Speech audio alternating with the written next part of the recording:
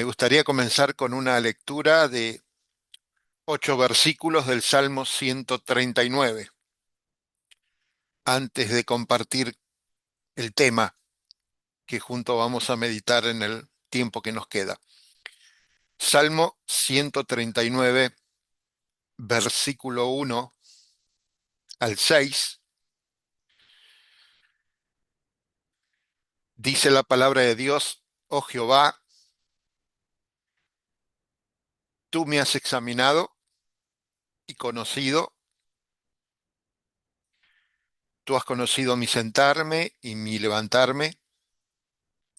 Has entendido desde lejos mis pensamientos, has escudriñado mi andar y mi reposo, y todos mis caminos te son conocidos. Pues aún no estaba la palabra en mi lengua, y he aquí, oh Jehová, tú la sabes toda. Detrás y delante me rodeaste, y sobre mí pusiste tu mano. Tal conocimiento es demasiado maravilloso para mí, alto es, no lo puedo entender, no lo puedo comprender. Versículo 23. Enséñame, oh Dios, y conoce mi corazón. Pruébame y conoce mis pensamientos. Y ve si hay en mí camino de perversidad, y guíame en el camino eterno. Queridos hermanos, en el último mes, creo que el clima mundialista nos hizo escuchar por todos lados y muchas veces dos palabras muy, pero muy interesantes. Una es la palabra emoción y la otra es la palabra sentimiento. La hemos cantado, la hemos gritado, la hemos escuchado, la hemos leído, las redes inundadas. Y cuando Aldo me comentó ayer de que el hermano invitado no nos iba a poder acompañar, pensé, ¿y por qué no seguir hablando de eso mismo? Pero con un enfoque distinto. ¿Qué dice la Biblia realmente sobre las emociones y sobre los sentimientos? Entonces empecé a hacerme preguntas. Primer pregunta fue: ¿aparece en la Biblia las palabras emoción y sentimiento? ¿Qué les parece a ustedes? No me contesten porque sé que están muteados, pero es interesante. Y cuando uno estudia, cuando uno investiga, cuando uno usa concordancias, descubre que no, que prácticamente no aparecen en las traducciones de mayor uso en el idioma español, Reina Valera, las diferentes versiones del 909, 935, 60, la 95, no aparece. En las Biblias de las Américas no aparece, en la NBLA no aparece, en la BTX tampoco, en la NTV no aparece. ¿Por qué? Porque son palabras abstractas. Y como son palabras abstractas, tanto emoción y sentimiento no figuran como tales. Sí aparecen en algunas traducciones modernas, más recientes, que se conocen como traducciones con equivalencia dinámica. ¿Qué quiere decir? Que buscan trasladar ideas al lenguaje español contemporáneo, en vez de tratar de plasmar la estructura original de los originales de las cuales se basaron. Es lo que normalmente se dice versiones que ayudan a comprender mejor la escritura, es lo que afirman, pero en realidad nos quitan este concepto, el poder calcar la estructura original. Por eso, queridos hermanos, tenemos que, cada vez que estudiamos la Biblia, cada vez que leemos las escrituras, tenemos que tratar de separar lo que es la presencia textual abstracta de ciertas palabras, eso se llama lexicografía, de la realidad conceptual, que es lo que la Biblia describe. Eso es lo que nosotros enseñamos como teología o antropología bíblica. Es decir, ¿qué es lo que Dios nos quiso decir cuando Él reveló su palabra? Por eso que los términos emoción y sentimiento no existen ni en la lengua hebrea, ni en la lengua aramea, ni siquiera en el griego. Son conceptos modernos. Son conceptos que arrancaron a partir del siglo XIX. Son palabras muy usadas tanto en la filosofía como en la psicología. Pero cuando uno va al Antiguo Testamento, va a ver que no existe ese concepto abstracto. Porque el hebreo es un idioma muy concreto, muy funcional, muy holístico, se dice. Es decir, no separa al ser humano en compartimentos, por ejemplo, intelectuales versus emocionales. Dios no nos ve así. Dios nos ve como un todo. Por eso cuando Él reveló su palabra y Él la escribió en el corazón y en la mente de aquellos que pusieron su mano para escribirla, en realidad Él nos ve como un todo. Cuando llegamos al Nuevo Testamento, en el griego clásico, empiezan a aparecer algunas palabras, pero ya los griegos fueron los primeros en meterse en la filosofía. Por eso empezaron a aparecer palabras como pasión, como afección, como percepción, como sensación, vocablos griegos que sí encontramos usados en el Nuevo Testamento. Pero a esto da lugar a mi segunda pregunta. ¿Cómo expresa la Biblia las emociones y los sentimientos? Utiliza lo que se llama un lenguaje somático. ¿Qué quiere decir? Un lenguaje que está totalmente relacionado con lo físico.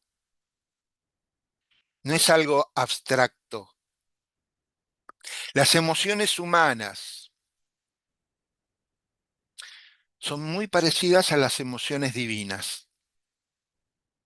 Y esto lo aclaro porque leyendo este tema encontré que algunos dicen que tanto las emociones como los sentimientos es un resultado de el hombre poscaída, es decir, después del pecado. Y en realidad no es así. Hermanos, fuimos hechos a imagen y semejanza de Dios. Por lo tanto, Él nos creó con emociones y nos creó con sentimientos.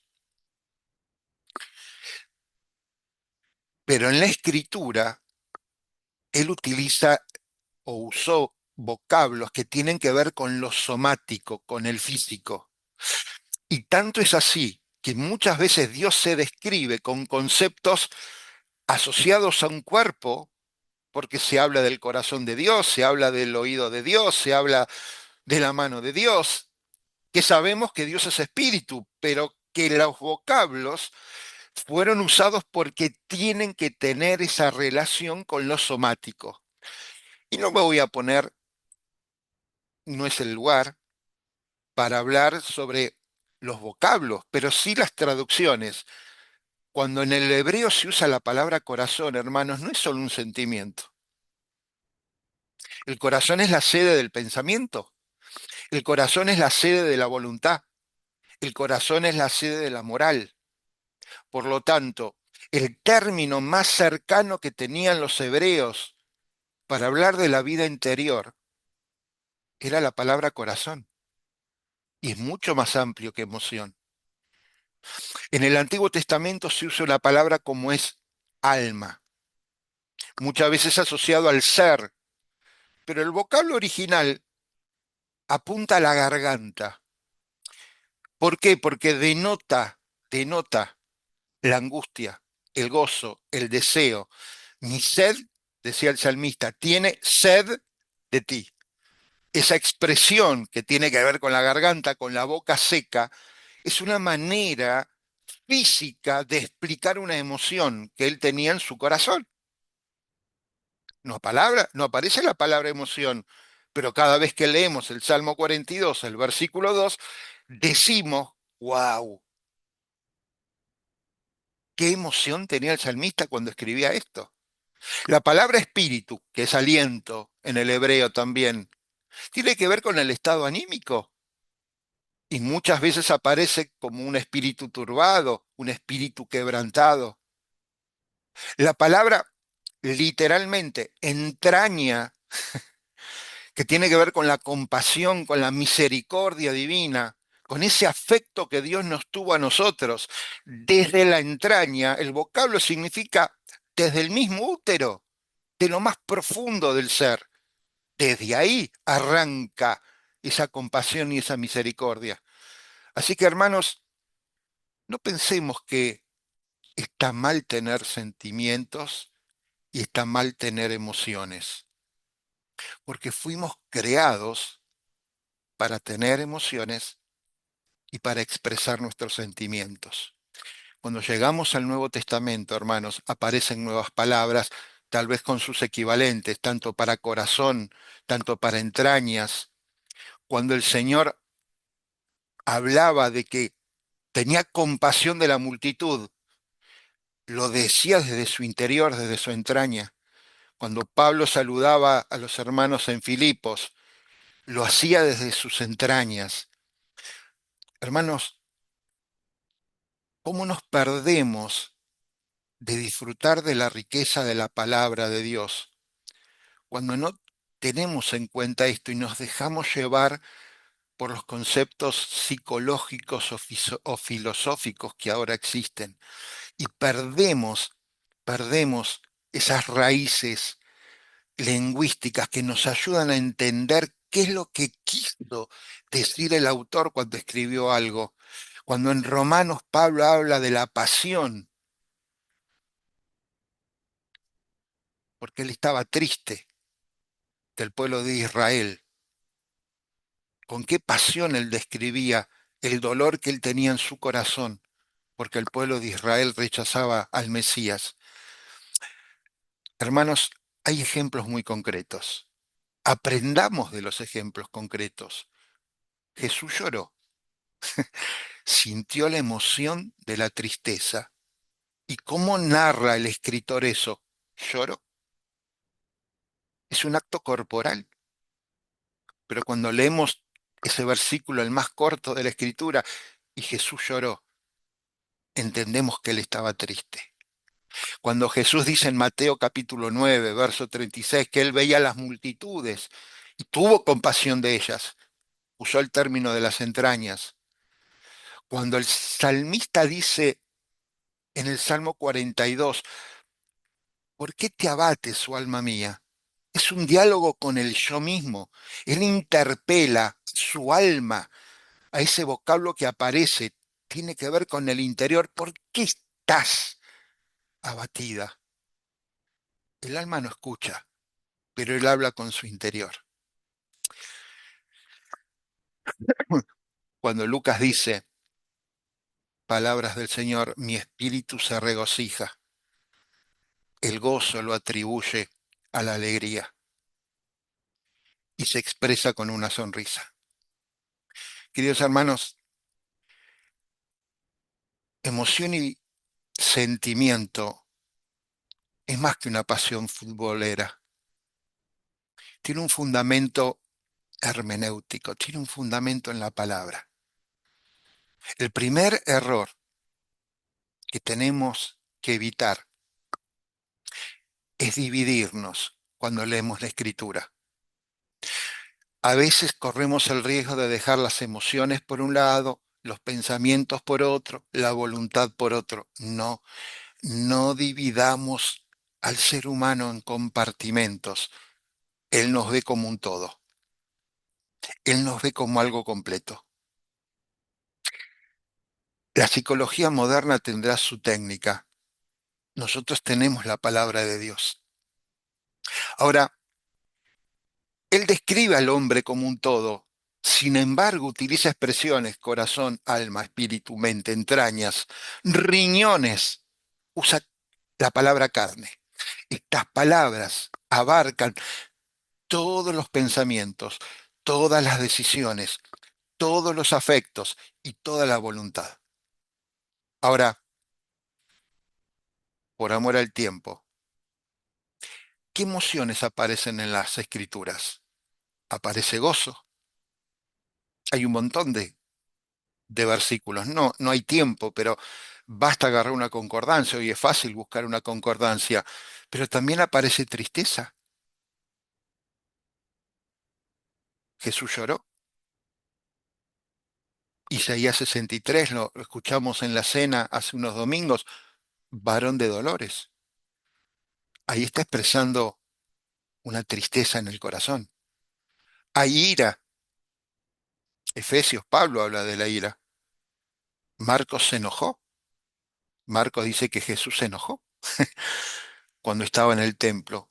Pero la Biblia también habla de temor y habla de ansiedad, pero al mismo tiempo habla de amor y habla de compasión y habla de vergüenza y habla de angustia y habla de celos.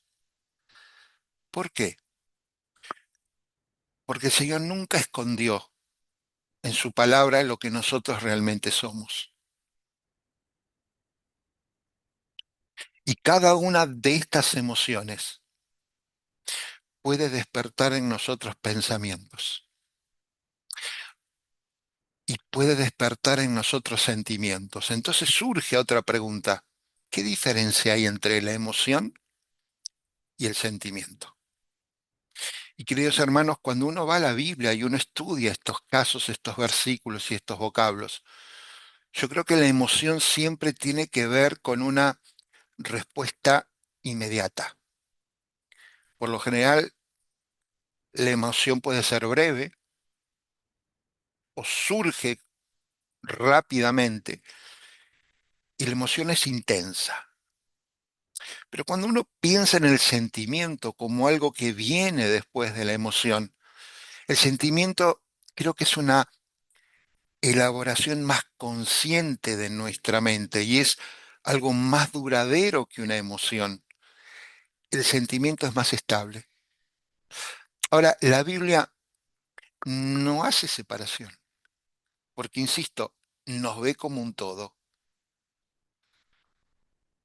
Ahora, si algo la Biblia nos advierte,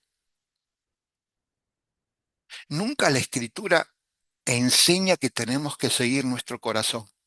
Nunca. Al contrario, Jeremías 17:9 dice, cuidado, porque engañoso es tu corazón más que todas las cosas. Entonces, cuidado con seguir detrás de la emoción, cuidado con seguir detrás de los sentimientos, porque Dios es algo que no anula en nosotros, pero cuidado con seguirlo. Cuidado con que eso cree en nosotros una raíz que no es lo que el Señor quiere. La escritura es muy clara, queridos hermanos. ¿Cómo es el patrón bíblico? Dios nos revela su verdad en la palabra. Cuando su Santo Espíritu nos habla a través de la palabra, la mente es renovada. Romanos 12, no hay duda.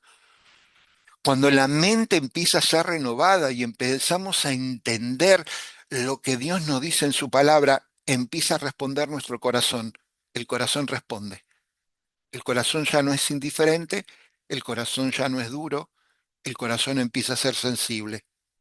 Pero cuando el corazón empieza a ser sensible, la voluntad empieza a ser obediente.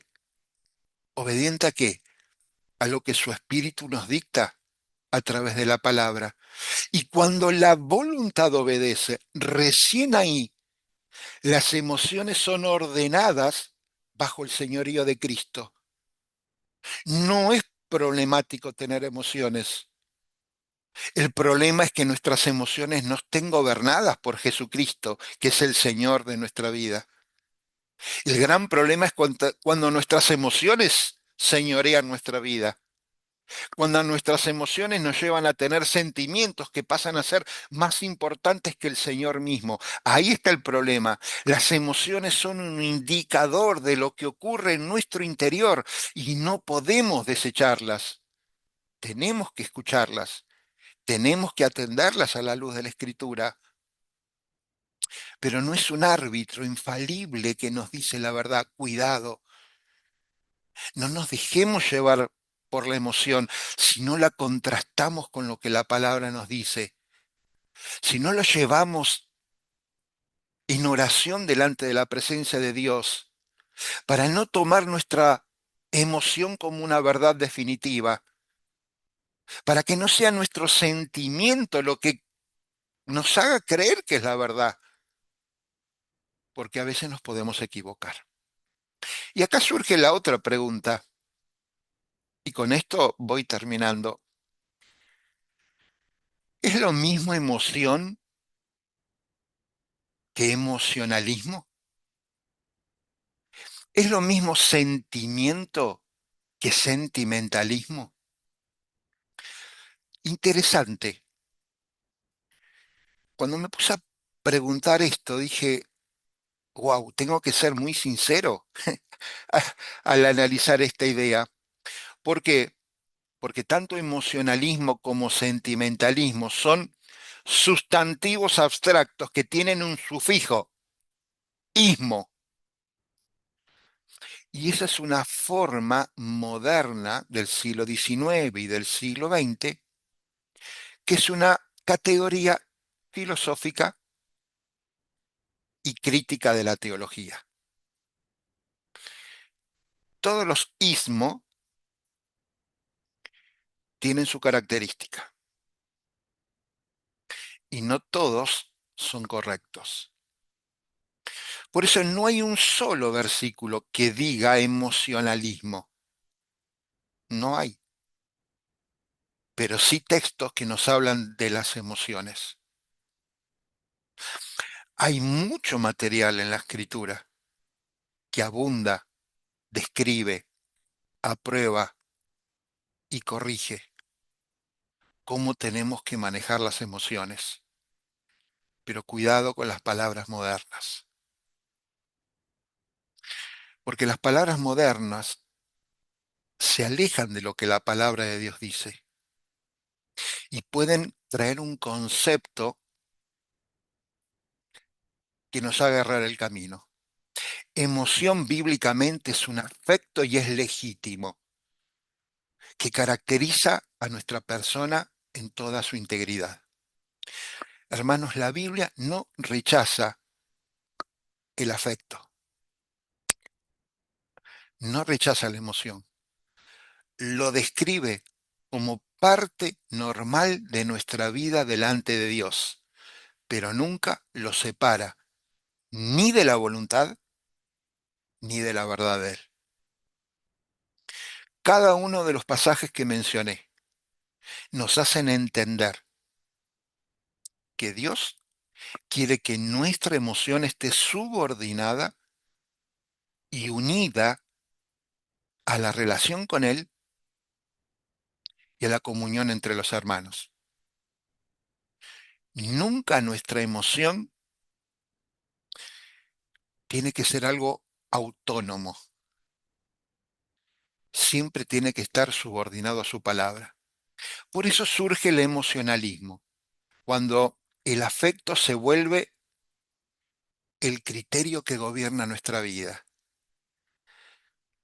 Cuando ese afecto y esa emoción se convierte en nuestra verdad y no queremos escuchar nada más porque mi emoción me dice la verdad y puede ser negativa y me aleja, o puede ser hasta positiva y la termino adorando. Pero tanto un caso como otro, hermanos, el emocionalismo es censurado en la palabra de Dios. Pablo escribe a los hermanos en Corinto y les dice, se tiene que hacer todo decentemente y con orden. Pablo regula, ¿qué cosa? Lo efusivo carismático que estaba pasando en Corinto, lenguas, profecías. Cuidado con el emocionalismo, porque ese entusiasmo emocional, sin orden, sin verdad y sin sujetarse a la palabra de Dios, puede ser un error. Jesús hablaba con sus discípulos y ahí en Mateo 7 le dice, en aquel tiempo muchos dirán, Señor, Señor. ¿Y qué es lo que va a invocar ese grupo de personas? Invocarán obras espectaculares. ¿Y qué les va a decir el Señor? Nunca os conocí. Cuidado, porque el emocionalismo que lleva una actividad religiosa fervorosa, pero que no tiene verdad y que no está fundamentada en la obediencia a la palabra de Dios, el Señor no la conoce.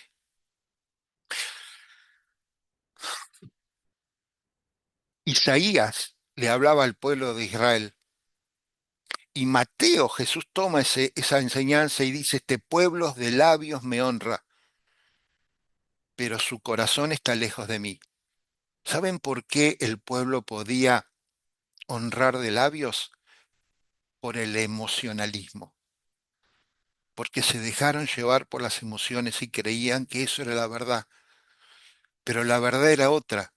La verdad es lo que el Señor y el profeta les dijo, el corazón está lejos.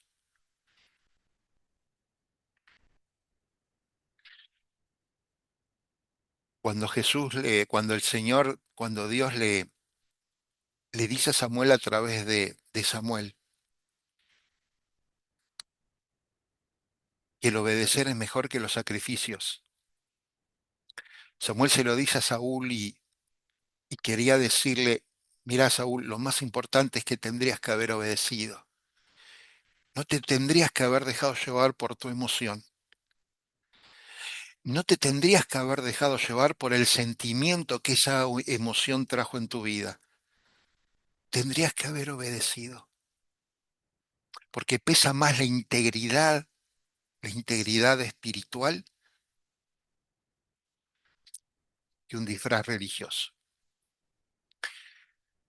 Hermanos, Pablo escribe a Timoteo ahí en el capítulo 4 de la segunda epístola y le dice que en aquel tiempo va a haber muchos que van a tener comezón de oír,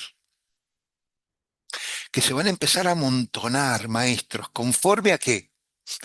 A sus propias concupiscencias. ¿Saben qué quiere decir eso? A sus propias emociones y emocionalismo. Van a escapar del lugar donde la verdad los confronta. Van a ir al lugar donde sus emociones encuentran cabida, donde el emocionalismo cambia sus realidades. Querido hermano, hermana, ¿cómo vamos a responder a nuestras emociones? Siempre tiene que ser auténtica y llevada a la luz de la verdad de la palabra de Dios. No esconder nada, pero no dejar que las emociones nos perturben. Y con respecto al sentimiento, es una disposición interior. Es legítimo tener sentimientos. Pablo escribe a Filipenses, es la epístola del gozo, es la epístola de los sentimientos. Si algún afecto entrañable, dice el apóstol, si hay alguna misericordia, ¿qué sentimiento? En esto pensad. El sentimiento es lo que a la luz de la Escritura y a la obediencia de la voluntad de Dios nos puede llevar a la comunión verdadera, no a adornar la vida espiritual, sino a disfrutar la vida plena del cristiano en comunión unos con otros. Vuelvo a decir, Pablo hablaba de su tristeza, él tenía un sentimiento y él dice en Romanos 9, es un dolor continuo en mi corazón. Romanos capítulo 9 es un hermoso capítulo para entender lo que es el verdadero pueblo de Dios. Y Pablo describe ese interior, él no lo oculta. Es un sentimiento. No voy a disfrazarlo, voy a decir lo que siento. No los voy a atacar, no los voy a acusar, pero me ajusto a la verdad. Y él partiendo de la enseñanza desde los profetas, les explica por qué él está sufriendo. Hermanos, el libro de Cantares es un libro de sentimientos. ¿Cuántas veces lo han tergiversado? ¿Cuántas veces lo han manipulado? ¿Lo han alegorizado? Es un libro de sentimientos. Es la poesía del sentimiento. Pero cuidado, porque el sentimiento tiene que estar encauzado por el pacto y la gracia de Dios, por esta nueva relación que nosotros tenemos en Cristo, y no caer en el sentimentalismo. ¿Qué es el sentimentalismo? Lo mismo es cuando lo que yo siento cambia mi conducta, lo que yo siento se convierte en mi verdad. ¿Se acuerdan Proverbios? Dice Salomón, hay camino que al hombre le parece derecho. Yo tengo un sentimiento sobre mi camino, sobre mi andar, pero su fin es camino de muerte. Lo que siente es correcto, pero puede ser mortal. El criterio no puede ser subjetivo a mi sentimiento.